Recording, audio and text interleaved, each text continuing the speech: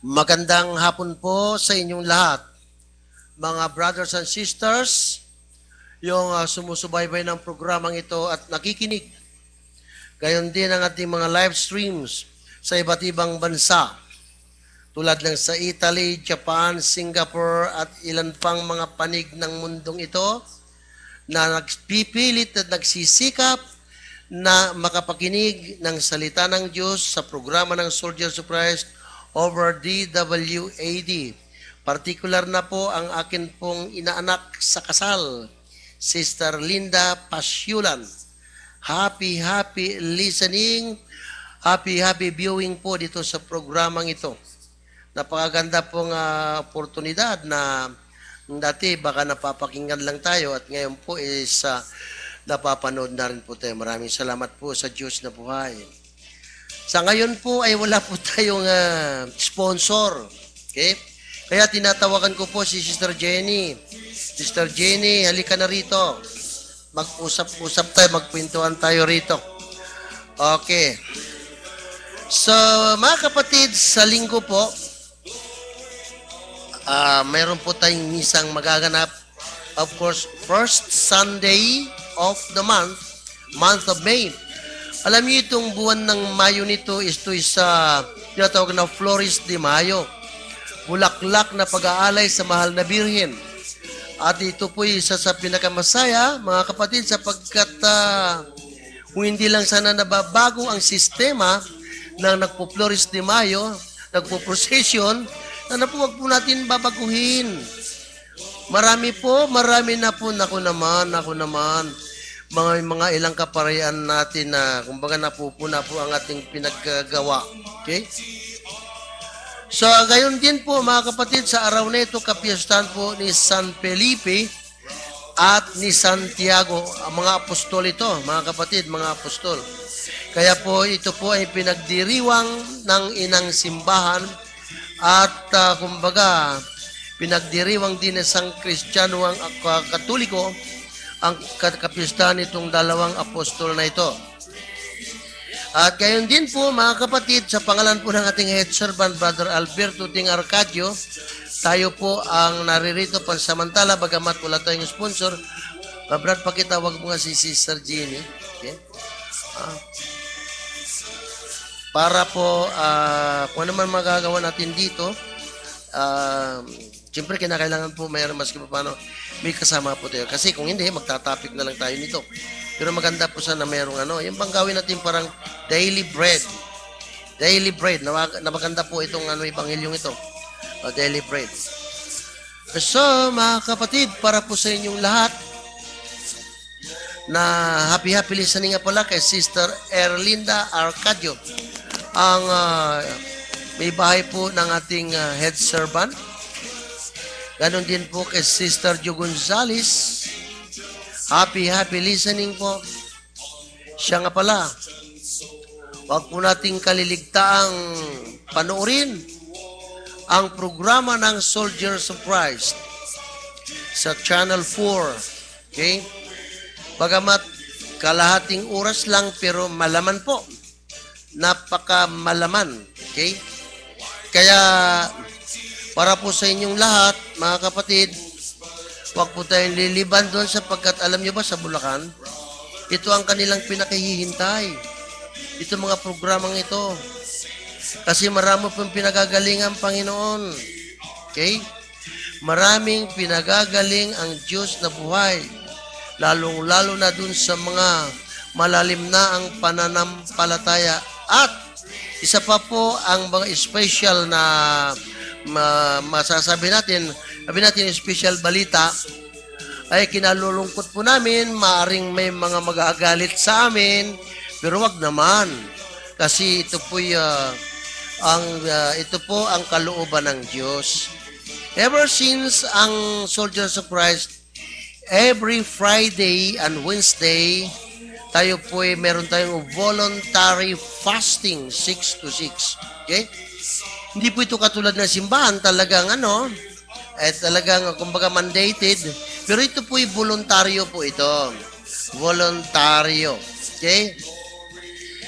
So, kung bakit ito naging voluntaryo nga sapagkat ito po ay napakahalaga, dito po sa pamamagitan ng hindi natin, sa pamamagitan ng ating pag-ayuno, 6 to 6, Wednesday and Friday, mayroon po tayong napapala dito. Kaya po, magsimula itong fast, itong 2 days.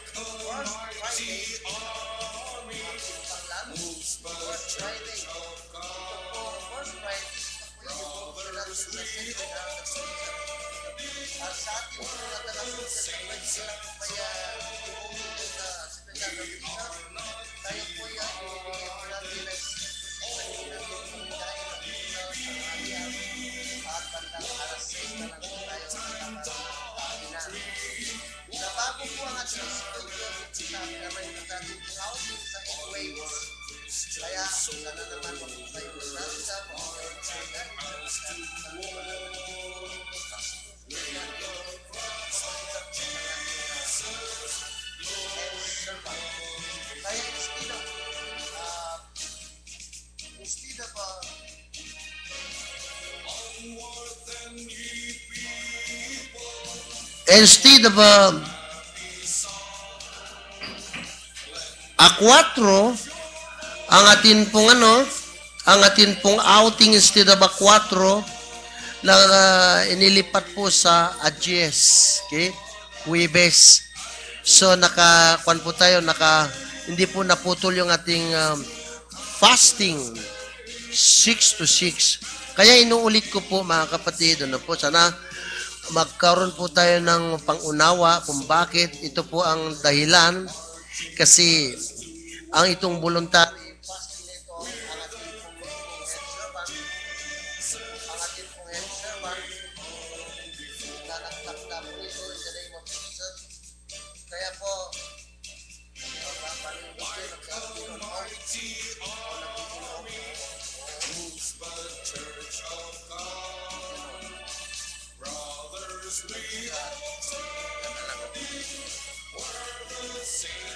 okay. So, nagkaroon po tayong technical na defect po dito, no? Pansamantala, yung mikropono po ang ating gagamitin. Glory to God. Kala ko mali ako eh. Yung pala talaga mahina na yata ang baterya. Kaya pasensya na po kayo. Inuulit ko po, yun pong special na binabalita natin, ano? Hindi po matutuloy bukas sapagkat po First Friday, whole day po ang fasting natin dyan. Kaya sa Agyes na po, sa susunod na Huwebes po, doon matutuloy. Okay ba? At ito'y nakausap na po mismo ng ating head servant ang opisina nitong 8 waves na ito. Kaya napakaganda po. Alam niyo po, ako po maaaring hindi niyo makakasama doon. Ngayon, bakit? Kasi po, hindi lahat ng God's healing dito, nag-aandar ko ng God's healing, ay baka pupunta po doon, lalong-lalo na po yung may mga kapansanan. Kaya ang sabi sa akin, brother, kung maaari, may maiwan ng isang elder. So ako na maiiwan at hindi po mawawala itong God's healing pagkat araw-araw po ito, ayaw nilang maputol po yung 15 days. Kaya sa inyo lahat, mga nag-God's healing, huwag kayong mag-aalala. Tuloy po ang ating God's healing. Ngayon, yung may kakayahan sumama, pwedeng sumama doon at sapagkat magkakaroon din ng gawain doon. Bago po kayo lumusong. Yan. Bago lumusong, magkakaroon ng gawain doon. Kung magkagayon man, hindi lang po tayo mag-swimming doon. Meron pong gawain doon, baka mag-praising and the sun pa. Yan po napakaganda. Tama-tama lang po ngayon.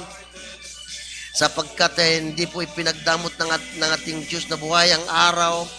Kaya napakaganda po nagpe-praising and the sun. At magkakaroon kayo ng gawain doon. At hindi lang yan, baka yung bang pangmalakihang pagbuklat ng Biblia na magkakaroon ng itong tawag ito, message. Kaya mga kapatid, sikapin po ninyo, no? Kung nabago man, instead of bukas, Agyes po, Sana maunawaan tayo. Okay lang kung sasamaan loob nyo. Okay lang. Sa amin naman na wala naman. Basta ang sinusunod lang kasi natin dito ay ang kalooban ng Diyos. Okay? So sa linggo po, ang ating pong spiritual director, nakontak na po natin. Siya po ang magmimisa, siya po mamumuno sa atin dito. Bishop Teodoro Bacani Jr. Siya po. And so ngayon po mga kapatid, dadako na po tayo sa pagbasa ng mabuting balita. Aawit po tayo.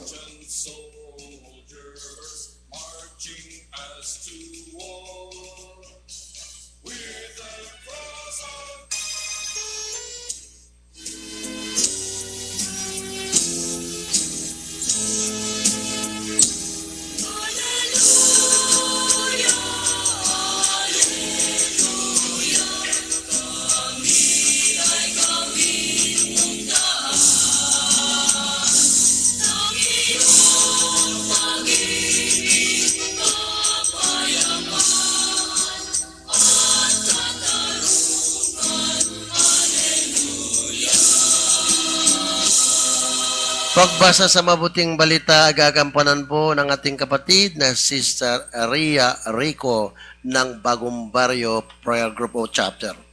Ang pag-ibig at pagpapala ng Panginoon ay sumaating lahat. Amen. Ang mabuting balita ay ayon kay San Juan. Papuri sa iyo, Panginoon. Sumagot si Jesus, "Ako ang daan, ang katotohanan at ang buhay. Walang makapupunta sa Ama kundi sa pamamagitan ko. Kung ako'y kilala ninyo, kilala na rin ninyo ang aking Ama. Mula ngayon ay kilala na ninyo siya at inyong nakita." Sinabi sa kanya ni Felipe, "Panginoon, ipakita po ninyo sa amin ang Ama at masisiyahan na kami." Sumagot si Jesus, "Matagal na ninyo akong kasama, Felipe. Di yata't hindi mo pa ako nakikilala. Ang nakakita sa akin ay nakakita na sa Ama. Bakit mo sinasabing ipakita mo sa amin ang Ama? Hindi ka ba naniniwalang ako'y suma sa Ama at ang Ama'y suma sa akin? Ang mga salitang sinasabi ko ay hindi ko sinasabi sa ganang aking sarili. Ang Amang suma sa akin ang gumaganap ng kaniyang mga gawain. Maniwala kayo sa akin. Ako'y suma sa Ama at ang Ama'y suma sa akin. Kung ayaw ninyong maniwala sa sinasabi ko, maniwala kayo dahil sa mga gawang ito. Sinasabi ko sa inyo, ang nananalig sa akin ay makagagawa ng mga ginagawa ko at higit pa rito, sapagkat pupunta na ako sa Ama. At anumang hilingin ninyo sa Ama sa aking pangalan ay gagawin ko upang maparangalan ng Ama sa pamamagitan ng Anak. Gagawin ko ang anumang hihilingin ninyo sa pangalan ko. Ito po ang mabuting balita ng ating Panginoon. Pinupuri ka namin, Panginoong Hesukristo.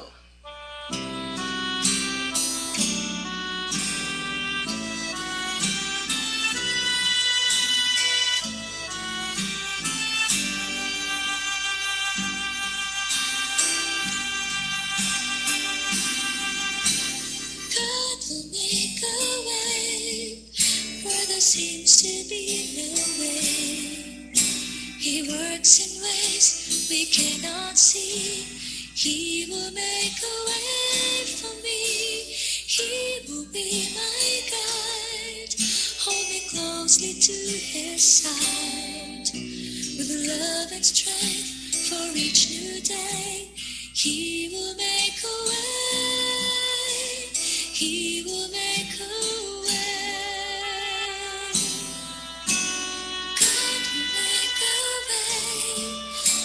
Seems to be no way. He works in ways we cannot see. He will make a way for me. He will be my guide. Hold me closely to his side. With love and strength for each new day. He will make a way. He will make a way.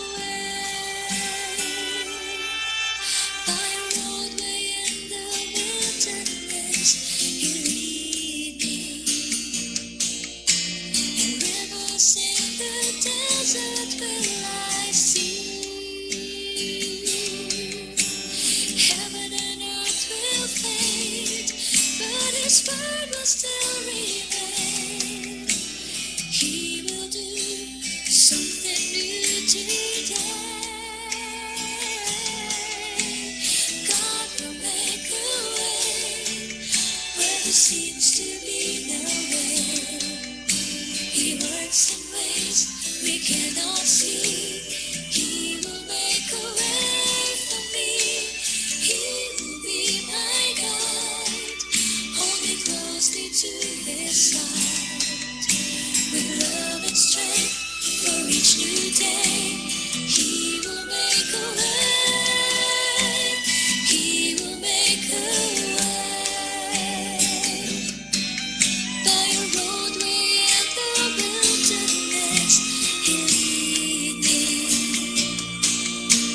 And rivers in the desert will I see. Heaven and earth will fade, but His word will still remain. He will do something new today.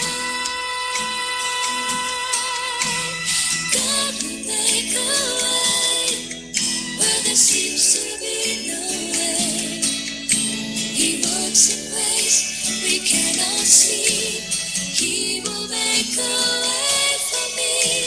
He will be my guide. Hold me closely to His side. With love and strength for each new day. He will make a way. He will make a way. Glory to God, glory to you, Jesus, glory to your Holy Spirit. Hallelujah, hallelujah, hallelujah. So, sa inyo po lahat, magandang hapon po. Ngayon po, pangatlong araw na po ng Mayo. At alam naman natin, itong buwang ito ay, ito po ay para po sa Mama Mary, na meron pong pagtuturo ng katikismo sa simbahan, sa iba't ibang parokya, sa mga kabataan. At doon, nag-aalay ng bulaklak ang mga kabataan. At at the same time, ipinagdiriwang po, sineselebrate po natin ang kapiyastahan nitong dalawang apostol, si San Felipe at Santiago. Ito yung kanilang kapiyastahan. Now, dito po sa ating ebanghelyo, bakit kaya sinabi ni Jesus, ako ang daan, ang katotohanan at ang buhay? Sabi niya, walang makapupunta sa Ama kundi sa pamamagitan ko. Ayan. Bakit? Pakinggan natin si Sister Ria. Bakit niya nasabi yon? Amen. Isang magandang hapon sa ating Diyos na buhay sa mahal na ina at sa lahat ng nanonood at nakikinig ng ating programa. Opo, ang bagay na ito sa atin ay kung bakit sinagot ni Jesus ay dahil po si Tomas ay nagtanong kung saan patungo ang kung paano nila malalaman ang daan. No? Doon nga sinagot sila ni Jesus na ang daan ay ang ating Panginoong Jesus. Siya lamang ang daan, ang katotohanan at ang buhay. At sa ating pamumuhay, no, tayo nga bilang charismatic na napatunayan natin na kapag wala tayo sa ating Panginoon, hindi tayo makatatahak sa tamang daan. Kung kaya't ang Panginoon pinagkaloob sa kanila ang kasagutan na hindi pa nila pala agad alam. Sabi nga, di ba, matagal na daw kasama ng Panginoon Jesus si Felipe, pero hindi nila alam. Kung kaya naman, pinaliwanag at pinaunawa sa kanila ng ating Panginoon Diyos na walang ibang daan kundi ang ating Diyos na buhay, ang ating Panginoong Jesus. Nasa Kanya, sa pamamagitan ng ating pagdugtong sa tunay na puno ng ubas, ang tunay na daan, ang ating buhay ay mapapaayos. At higit sa lahat, malalaman natin kung paano ba ang ating buhay ay magkakaroon ng kaayusan.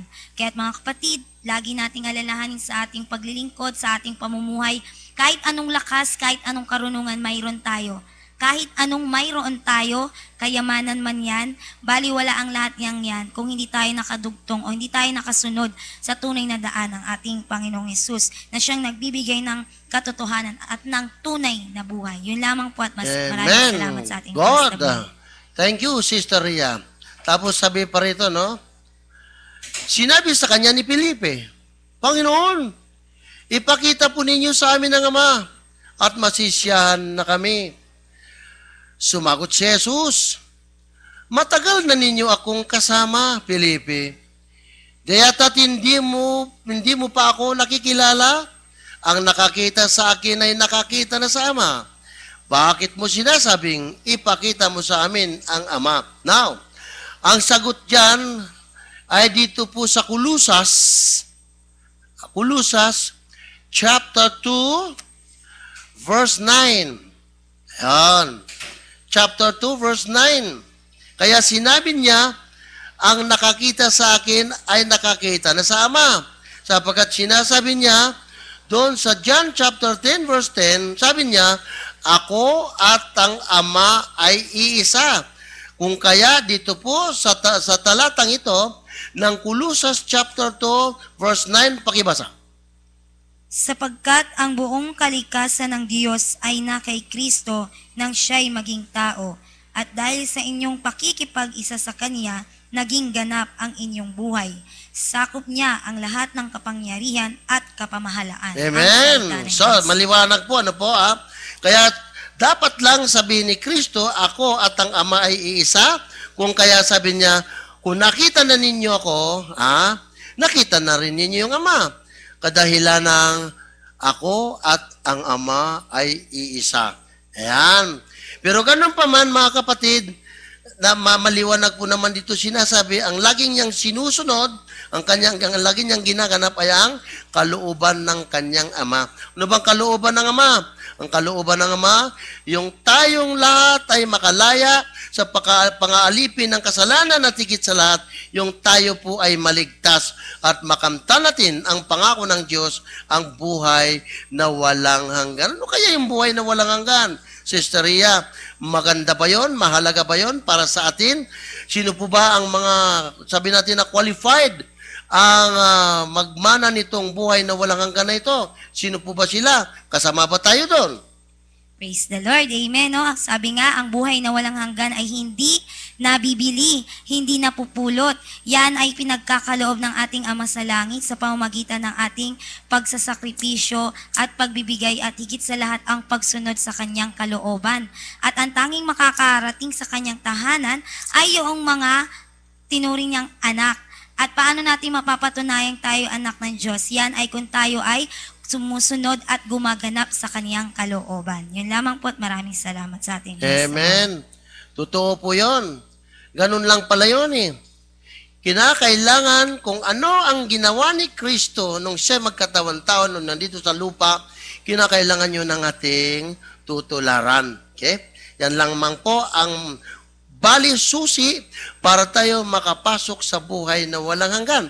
Ibig sabihin nun, sasang-ayon tayo at tutulan natin ang ginawa ni Kristo nung siya'y naririto pa sa mundong ito. Kaya sabi niya po rito, no? Sabi niya rito dito sa verse 12, sinasabi ko sa inyo, ang nananalig sa akin, hindi lang yung makikilala mo yung Ama, hindi lang yung mapapasok ka dun sa buhay ng walang hanggan. Basahin mo kaya yung verse 12. Sige. Ito po ang sinasabi. Sinasabi ko sa inyo, ang nananalig sa akin ay makagagawa ng mga ginagawa ko at higit pa rito, sapagkat pupunta na ako sa Ama. At anumang hilingin ninyo sa Ama sa aking pangalan ay gagawin ko, upang maparangalan ng Ama sa pamamagitan ng Anak.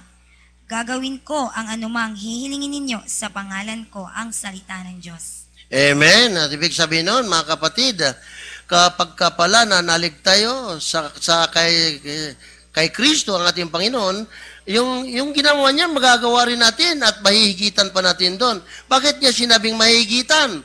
Kasi naman, hindi naman siya nagpakalayo-layo, doon lang siya sa bansang Israel. Andun lang siya. Pero tayo ngayon, mga kapatid, kaya sinabi niya, mahihigitan ninyo, ibig sabihin nun, mapapalaganapan natin ang buong sanlibutan. Kaya, yung ginawa ni Kristo, doon lang, pero tayo, ano ang utos niya, ano ang sinasabi ni Kristo? Basahin nga natin. Doon po sa 28 ng Mateo, chapter 28, verses 19 to 20. Yan. Kung kaya, mahigitan natin yung ginawa ni Kristo sapagkat tayo po'y magpapalaganap ng salita o mabuting balita ng ating Panginoon. Pakibasa. Ito po ang sinasabi. Kaya humayo kayo at gawin ninyong alagad ko ang lahat ng bansa. Bautismuhan ninyo sila sa ngalan ng Ama at ng Anak at ng Espiritu Santo. at turuang sumunod sa lahat ng ipinag-uutos ko sa inyo. Tandaan ninyo, ako'y laging kasama ninyo hanggang sa katapusan ng sanlibutan, ang salita ng Diyos. Salamat sa Diyos. Natutuo pala, Sister Rian, po ha. Hindi lang yung magpapalaganap tayo ng salita ng Diyos, kung hindi, si Kristo ay makakasama pa natin. Kaya sabi niya, huwag kayong matatakot. Kasama niya ko hanggang sa katapusan ng daigdig. Akala lang kasi natin, wala doon ng Panginoon. Ito pang ang pangako niya eh. Ito pang ang pangako niya. Doon po sa Matthew 18, Matthew 18, mga talatang 19 at ng 20. Ito po ang sinasabi. Sinasabi ko pa rin sa inyo, kung ang dalawa sa inyo dito sa lupa ay magkaisa sa paghingi ng anumang bagay sa inyong panalangin, ipagkakalob ito sa inyo ng aking amang nasa langit, sapagkat saan man may dalawa o tatlong nagkakatipon dahil sa akin, naroon akong kasama nila, ang salita ng Diyos. Salamat sa Diyos. Ano pananaw mo doon, Sister Ria? Paano mo ipaliliwanag yun? Kung saan merong dalawa, tatlo. Yan. Sige. Paano mo may paliliwanag yun? Amen. So, yan na nga po yung tinatawag nating soaking prayer, no? Kung saan tayo nagpapanalanginan, tayong mga magkakapatid, at kung paano sa ating pagdalangin, kapag marami ang nananalangin, lalong higit ang pagdinig ng ating Panginoon. At sa ating pagsasama-samang yan, naroroon ang ating Panginoon. Kahit na dalawa lang o higit tayo, no? Naroroon ang ating Diyos na naririnig ang ating panalangin. Kaya nga, isang kahalagahan nga po na mayroon tayong community kinabibilangan ay yung ganito, no? Dahil mayroon tayong makakasamang manalangin sa ating mga ninanais na idalangin sa ating Diyos. Sabi nga, mas nakakabuti yung marami ang nananalangin na sa gayon ang pagtugunan ng Diyos ay naroroon. Katulad nga po natin, no, marami tayong mga dinadalangin. Isa na dyan ay yung ating paglaban sa RH Bill. No? At sa ating sama-samang panalangin, gaya ng ginawa nating ating community, ang Jericho March, Vigil Overnight, at nakita naman po natin ang katagumpayan ng ating panalangin. Amen. Totoo po yan, ano? Alam po ninyo, mga kapatid, sa akin pong para po sa lahat, ano po, sa totoo lang, hindi po tayo ngayon tinataas natin ang ating mga sarili-sarili, hindi po. Alam nyo, ang RH Bill, biro mo, sukat ba naman na RH Bill,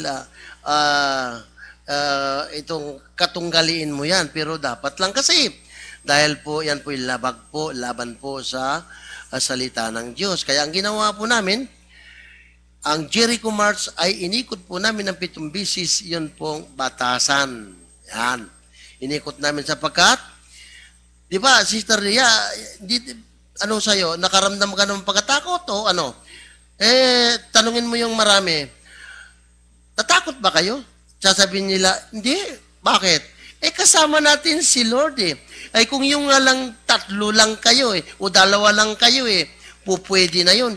Yun pa kayang libo-libo ang umikot doon sa batasan na yun. Naturalmente, lalong matutuwa ang Diyos sapagkat napakarami natin. Ito isang tanong, Sister Riano. Sabi rito, sa buhay mo kasi, siyempre, yung hindi pa natin nakikilala ang Diyos at nung makilala natin si Lord, mararamdaman na natin, madadaman na natin kung paano natin nararamdaman ang presensya ng Panginoon. Ang tanong dito, paano mo nakikilala ang Diyos sa mga pangyayari sa iyong buhay? Okay. Halimbawa, nasa panganib ka. Halimbawa, itong mga nagkaroon ka na shortage. Halimbawa, mayroon kang babayaran, sisingiling ka ngayon. Walang ka ano-ano kung bakit, dahil alam mo gipit na gipit ka, pero pagdating ng sandali, naranasan mo ba yan? Sister Aria, naranasan mo ba yan? Yung bang gipit na gipit ka na, wala ka ng ibang mahawakan, wala ka ng ibang makakapitan, naramdaman mo ba ang kapangyarihan ng Diyos? Yung last 2 minutes na ramdam mo nandiyan ng Panginoon na sumaklulo sa'yo. Naramdaman mo ba yun? Praise God. Amen, no? Sabi ko nga, katulad binabagi ko sa iba, no? Binitawan ko yung trabaho na trabaho sa labas dahil sa pinagkaloob naman ng Panginoon yung trabaho dito sa loob ng kanyang komunidad. At kung paano nga dumarating yung oras ng kagibitan.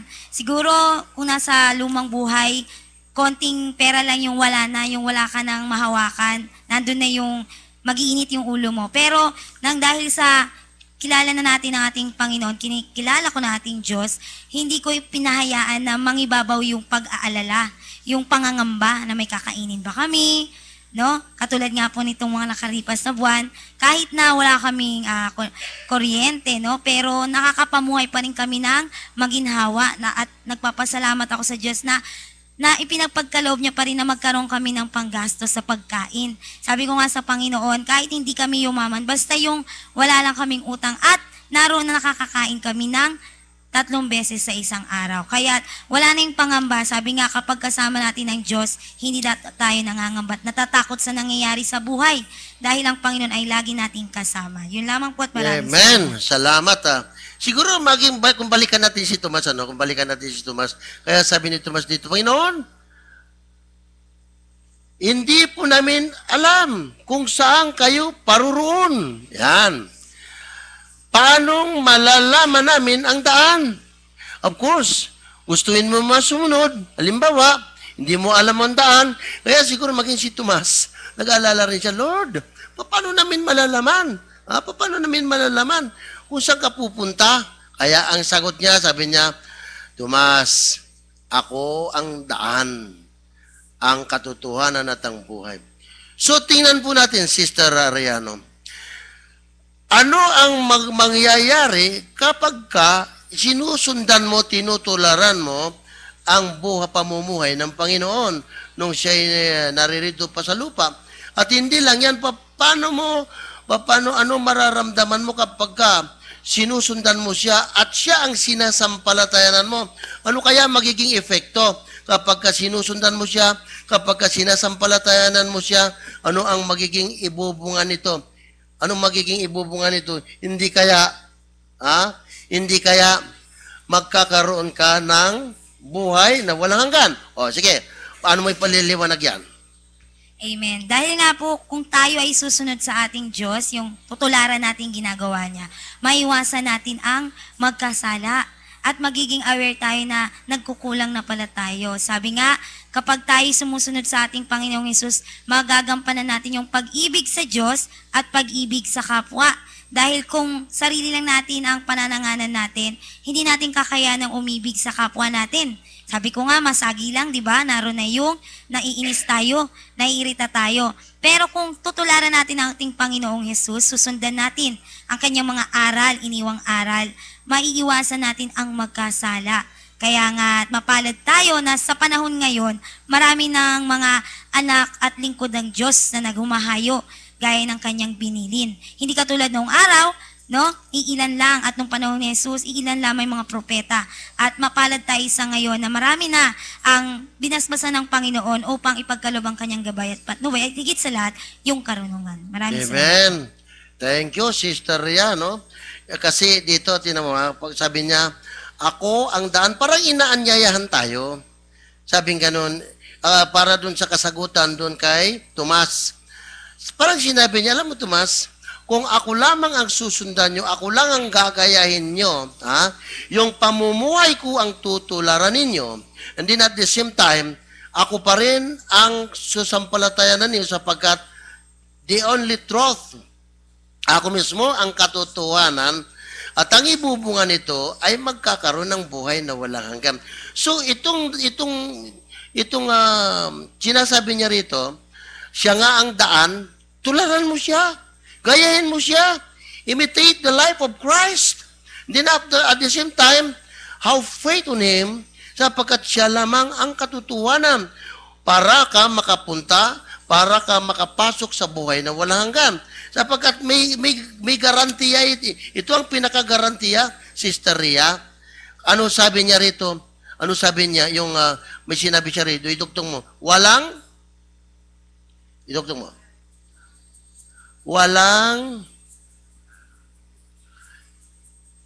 Sabi niya, ako ang daan. Tularan mo ako. Ako katotohanan. Sampalatayanan mo ako. at magkakaroon ka ng buhay. Bakit? Walang Walang makapupunta sa Ama kundi sa pamamagitan. yan.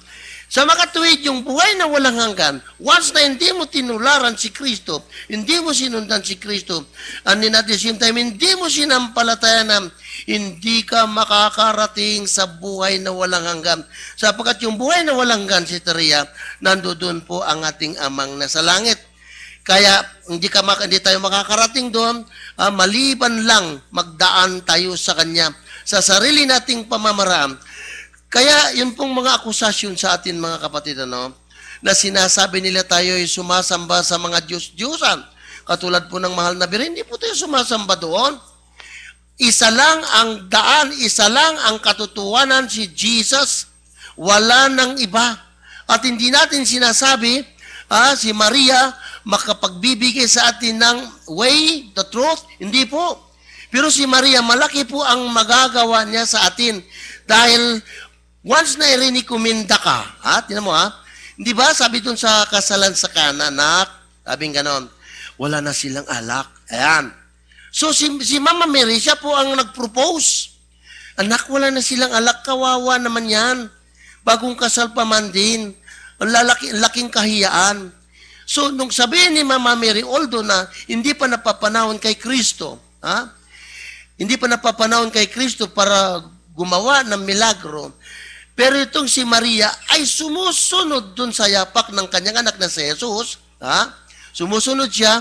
So anong ginagawa niya? Siya po ang mediatrix. Siya po ang tagapamagitan nung sabi niya, anak, mawauubusan na sila ng alak.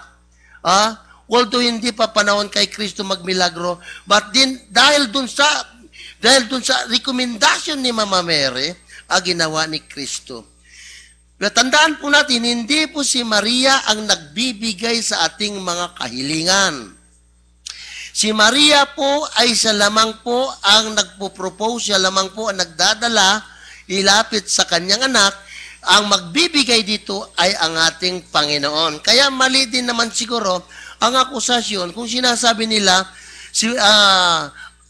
pag tayo si Mama Mary ang atin pong sinasampa, hindi po.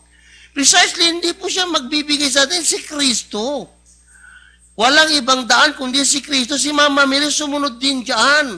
Sumunod siya. Kaya nga po sa ating mga Katoliko, naniniwala tayo, dahil sa pagsunod ni Maria, sa kalooban ng Diyos, through Jesus, yung kanyang anak, kaya walang duda, tayo pong mga Katoliko, mga kapatid, hindi ko po sinasama rito yung ayaw manampalataya, dahil sa ang pagsunod ni Mama Mary, dahil sa kanyang pagsampalataya doon sa kanyang anak na yon, kaya si Mama Mary, no doubt, kaya iniakyat siya sa langit kasama ang katawan at kaluluwa. Yan po, mga kapatid. Pero, ang sabi nila, na sinasamba natin ng mga imahin, sinasamba natin si Mama Mary, ang akala nila, doon tayo humihingi kay Mama Mary na para yung anong kailangan natin, siya magbibigay. Hindi po.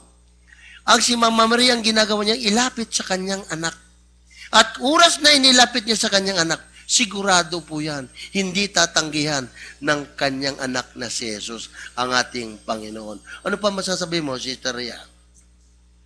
Amen. Muli isang magandang hapon sa ating Diyos na buhay, sa ating mahal na ina.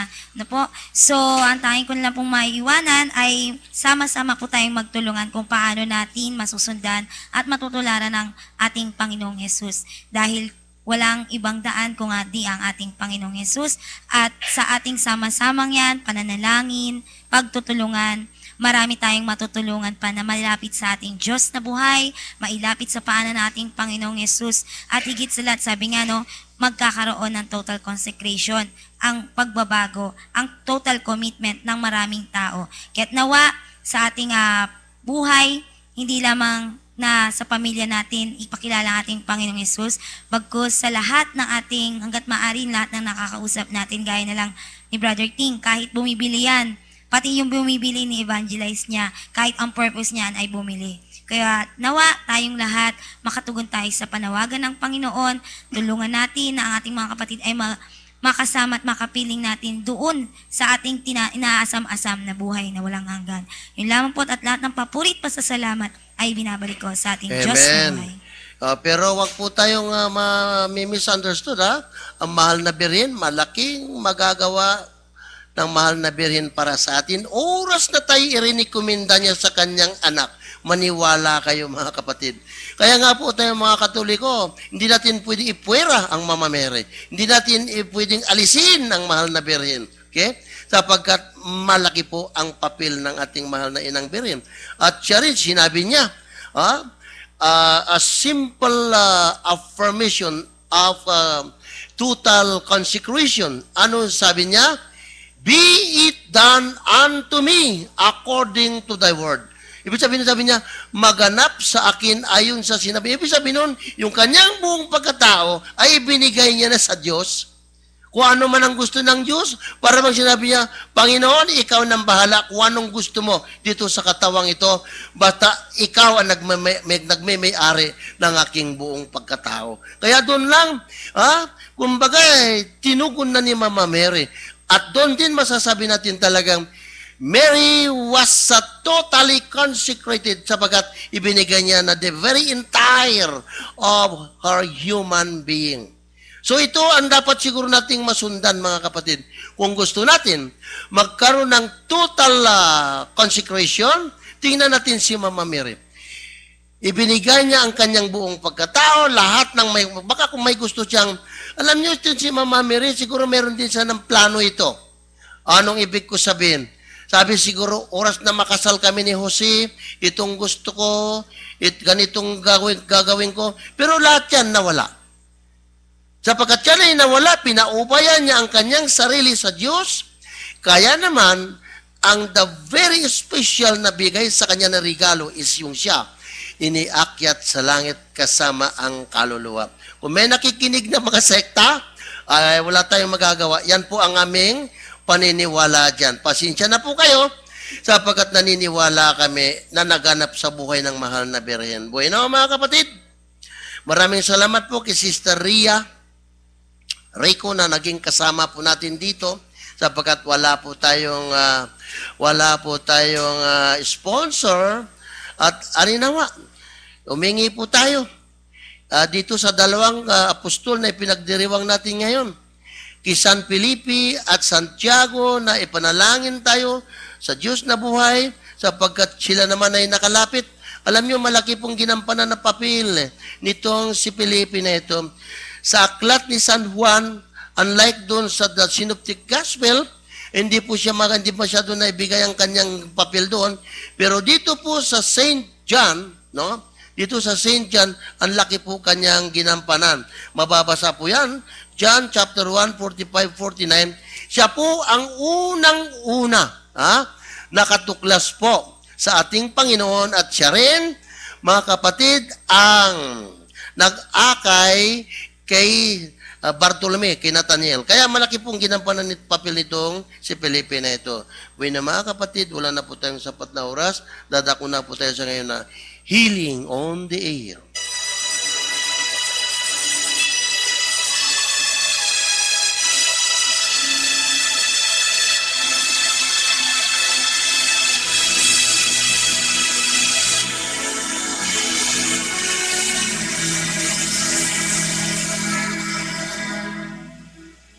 Lino, kung nasa bahay ka na, makinig ka mabuti.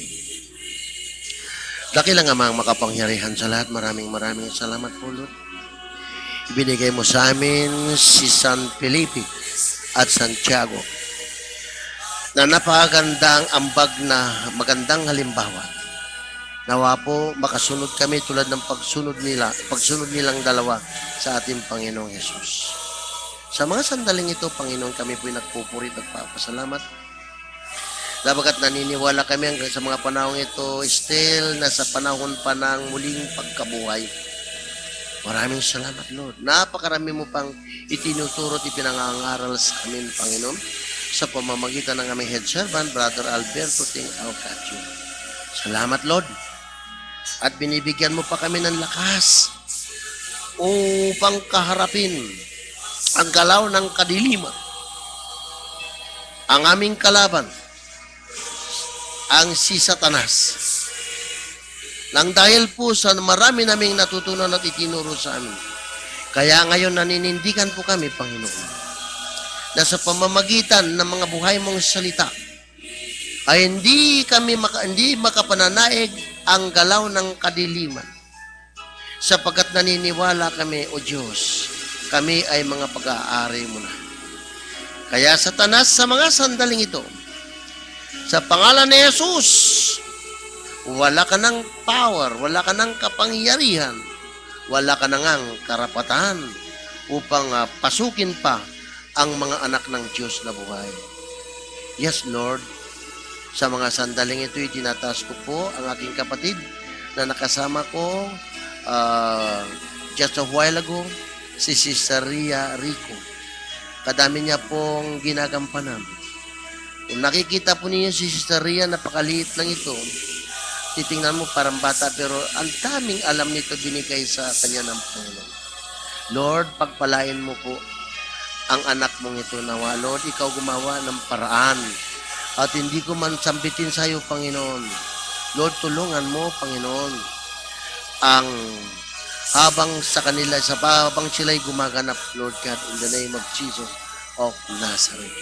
Panginoon, gayon din po, sa lahat po ng ngayon ay nakikinig, nanonood, lalo sa live stream, at gayon din po ang nagpapatong ng tubig at langis. Panginoon, ikaw lang po ang makagagawa niyan. Babasbasan mo yan, hihipuin mo kaya. O di kaya naman mga retratong ipinapatong na ihingi sa iyo ng habag.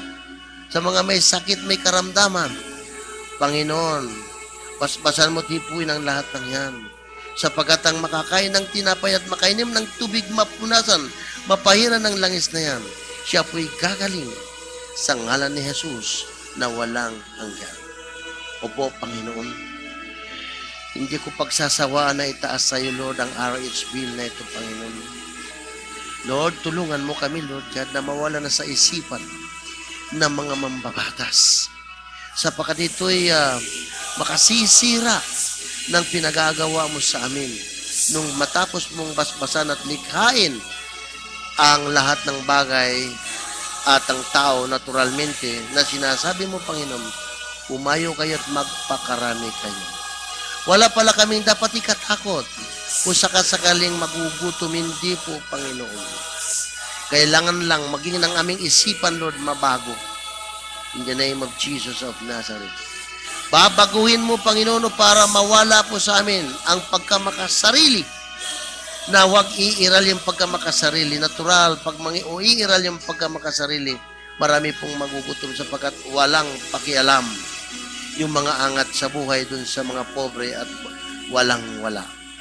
Yan din, Panginoon, itinataas ko sa iyo ang amin pong head servant, Brother Alberto Ting Arcadio, at ang kanyang may bahay, Sister Early Arcadio. Yan din, Lord, si Sister Carol Tan at ang kanyang sambahayan, si John James Sulapco, si Eli Villanca, Baby Maniflor Nilda Dante and family.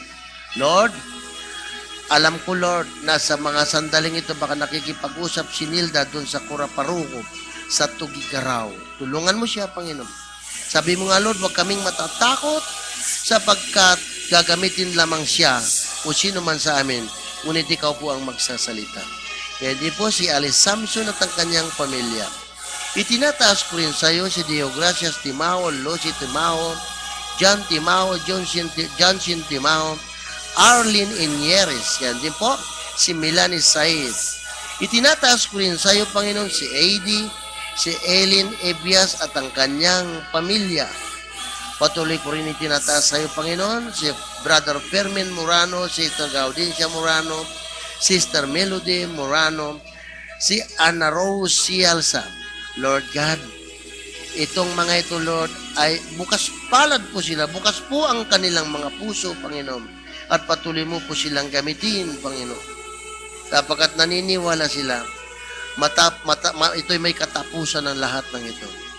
Ganon din, Lord, itinataas ko rin sa iyo, Sister Bonnie, si Vanessa, Mark Anthony, Copino. Yan din, Panginoon, si Betty Feliciano, Luisa Gatsalian, Baby Magtuto, Ricardo Nicdao, Celia Nicdao. Patuloy ko pa rin itinataas sa iyo, Lord, si Abigail Aguilar, si Lita Mulano, Abigail Mulano. si Matt San Juan and family, Luz De Leon and family, John Jimena and family, Joey Velasco and family, Grace Joy, ganun din Panginoon, si Delia Hamiro Rose Albacino, Perlita Angoga, Ria Rico, Panginoon, Ann Ortiguera, Ginny Lapera, and then Lord, si Orly Alice Piña at ang kanyang buong sambahayan, mga apo at mga anak. Itinataas ko rin sa iyo, Lord, si Brother Jose Garcia at ang kanyang pamilya. Kaya din naman, Lord, si Domingo Fernandez, Herminia Fernandez. Itinataas ko sa iyo, Lord, si Milagros Ventura. Lord, sa mga sandaling ito, pwede mo long hipuin, Lord, ang kanyang sugat sa kanyang paa. Paghilumin mo na, Lord, upang tuloy-tuloy na po ang kanyang paglilingkod sa iyo. Kaya din po, Panginoon, si Maria Victoria Evangelista. Sa kabila ng daladala niya, taglay niya, pero kinukonsider niya wala na siyang sakit pagkat pinagaling mo na. Kaya tuloy-tuloy siya naglilingkod ganun pa man, Panginoon. Ikaw po ang nakababatid, ikaw nakakaalam, Panginoon. Itinataas ko rin sa iyo, Lord, si Jojo de Jesus na kanyang buong sambahayan. At yan din po lahat ng Bulacan Boys and Bulacan Girls. Ganon din naman, Lord, si Alice Jane John. At ang aking anak na si Lino, Panginoon. Lord, hindi lingid sa iyong kaalaman, Panginoon. Kaya, itong aking pamilyang ito, Lord God, sa mga kamay mo, hinahabiling ko, Lord, ang kalakasan, kagalingan, pananagana, matatag na pananampalataya, at pagtitiwala sa Diyos na buhay, na ikaw, Lord, way magagawa ka ang makabubuti sa nakararami. Kaya, Lord, sa mga kamay mo, hipuin mo, Lord, ang buong sambahayan ko. And then si Bracevin Arkil, Miguel Malnes. Ganon din, Panginoon, si Maricel Ronald. Ganon din si RJ, Rochelle Pauline, Rigazzo. At ang pamilyang Rigazzo, Panginoon. Kahabagan mo, Lord God, lalong-lalo na si Sister Francisca Rigazzo. Ganon din, Panginoon, ang Golden Chronica Publishing. Sina Brother A.D. Evamin Alvin, Clarice Laurel Rivera, at yan din ang Piswilo family. Itinataas ko rin sa Lord si Brother Roland at ang kanyang may bahay si Sister Benedicta, Sibilia family, yan din po si Rodwell Pradihas at ang kanyang pamilya. Itinataas ko rin sa iyo, Panginoon, si Ninita Samson, si Anit Cantunan, Aning Taglinawan family, Neda Loxinan family.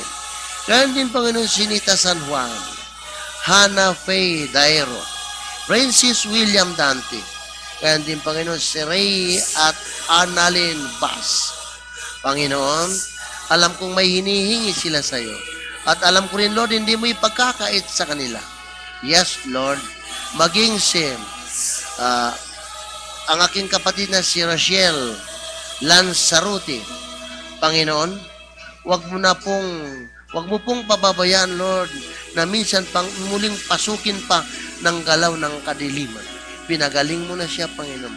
At walang ibang nakapagpagaling kung hindi ikaw, Panginoon. Itinataas ko rin sa iyo si Raf Nicole P. Kanya, Panginoon. Of course, Lord, si John Paulo Odiver, Cristina Mejia, Roberto Gallardo, Alexander Odiver, Joan Grace Odiver, Francisco Torres, Francisca Torres. And din, Panginoon, si Elicia Pisado, Nicole Francisco, at si Brother Francis Maniflor. Lord, ang lahat ng mga pangalang yan, Lord, naniniwala ako, Lord, na hindi mo pagkakaitan ng kanilang mga kahilingan. Yes, Lord, at ngayon po, Panginoon, yung aming pong live stream viewers, sina Elisa Nicolas from Vietnam, Shirley from Singapore, si Lani Arthur from UK, ganun din si Fanny Valuyot of Santa Teresa, Ruina Perol of Permanent Housing, Nabutas Combined. Ganun din, Panginoon, si Lorna Cantero and Eden Paharis of Postal Caloocan. Itinataas ko rin sa iyo, Lord, si Melody Morano of Landscape Grove, si Jane Malnis of Camada, Rismond Tisilio of Permanent Housing, Nabutas. Lord, ang prayer request po para sa mga sumusunod, si Juanita Hernandez, si Lodi Nestor Lagman, ganyan din po si May Ann Palermo, Zini Gonzalez and family, Marina Mateo and family, Mon Cruz and family, Corazon Biasura and family, Juanita Hernandez and family, ganyan din po si Tis Castillo and family, Sunny Binotapa. Lord, bigyan mo pa ng extension of life in the name of Jesus. Yan din all Santa Teresa Group, Rosita Minsurado, may sakit na Parkinson's disease. At yan din po si Ariel Omniala, Edgar Cueva, Motia Montilla, yan din po si Nery Mata, Eden Paharis, Cesar Artigas, Ray Cipriano, Shirley and Cantero and Lorna Cantero. Opo, Panginoon. Lord, tinataas ko rin sa Lord, si Ramir Santa Maria, Rico family, Diuson family, Laurita family, Hugan family, Bacani family, Balyon family, Tabasondra family, Melan family, Figues family. And din Panginoon, si Rodrigo Talavera, Emily Talavera. Itinatas ko rin sa Lord, si Rosalie Abara and family, Rosmel Torres and family, Roel Talavera and family, Rona Talavera, Agida Nicolas and family, Adrian Galang and family, Pablo Moreno and family, Ele Purificacion, sana magkaroon na siya ng trabaho. At ganyan din po si Alexander Galang and family, Angelita Pingol and family. In the name of Jesus, maging si Arnel Galang, Elisa Nicolas, naway pagkalooban na po ng anak. Ganyan po si Janet Jane, John Lia. In the name of Jesus, glory to God, glory to Jesus, hallelujah, hallelujah. Thank you, Lord. Thank you, Jesus.